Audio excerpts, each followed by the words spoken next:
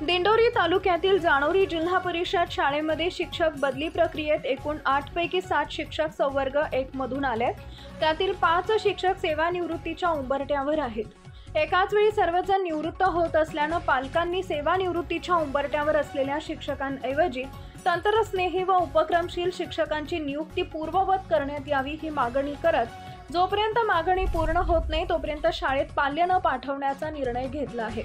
3 दिवस उलटून देखील प्रशासन यात कोणताही तोडगा काढत नसल्याने पालकांनी शिक्षण मंत्र्यांना पत्र दिले। आज आम्हाला सर्व सामान्य माणसांना न्याय मिळवून देण्यासाठी आयुष्यपणाला लावणाऱ्या दादांशी बोलायचं आहे। सर्वसामान्य माणसाला न्याय मिळवून देण्यासाठी आजपर्यंत कधी रस्त्यावर उतरून आंदोलन करावे लागलं तरी मागे न हटणाऱ्या दादांशी आज बोलायचे। आज आमच्यासाठी नाही तर आमच्या मुलांवर अन्याय होत असून प्रशासनाकडून पालकांचीच कशी कोंडी होतीये हे आम्हाला सांगायचंय।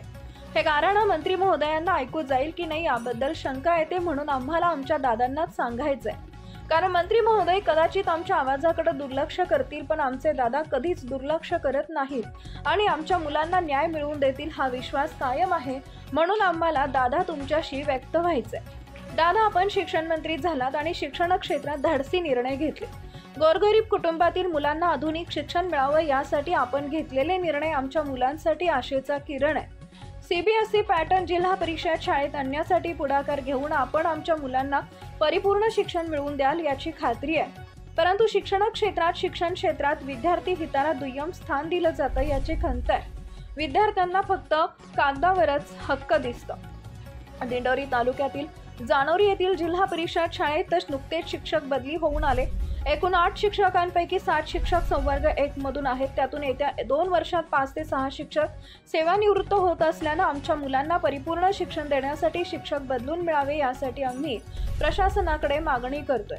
शिक्षक हितापेक्षा विद्यार्थी हिताला प्राधान्य देण्यात यावे म्हणून विनवण्या करतोय, पण प्रशासन आमचं ऐकत नाही। 232 विद्यार्थ्यांनी शाळेकडे पाठ फिरवली असूनही प्रशासनाकडून दखल घेतली जात नाहीये।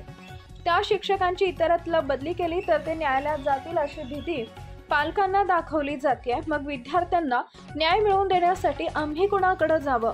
विद्यार्थ्यांवर अन्याय होत असेल तर त्याला कुणी वाली आहे की नाही?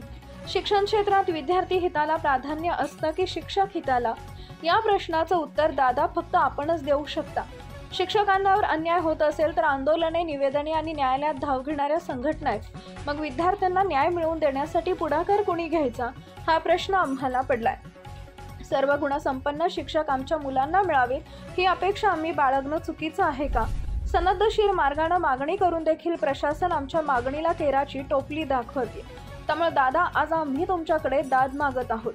आमच्या मुलांना परिपूर्ण शिक्षण मिळवून देण्यासाठी किमान सेवानिवृत्तीच्या उंबरठ्यावर असलेल्या शिक्षकांऐवजी आधुनिक शिक्षण देणारे तंत्रस्नेही व उपक्रमशील शिक्षक आमच्या मुलांना पूर्ववत द्यावेत हीच आमची मागणी। आणि दादा, आपण ही आमची मागणी मान्य करत आमच्या मुलांना न्याय मिळवून द्याल हा विश्वास सुद्धा आमच्या सर्व पालकांना आहे। दिंडोरी वृत्तांत न्यूजसाठी कार्यकारी संपादक बापू चव्हाण, दिंडोरी।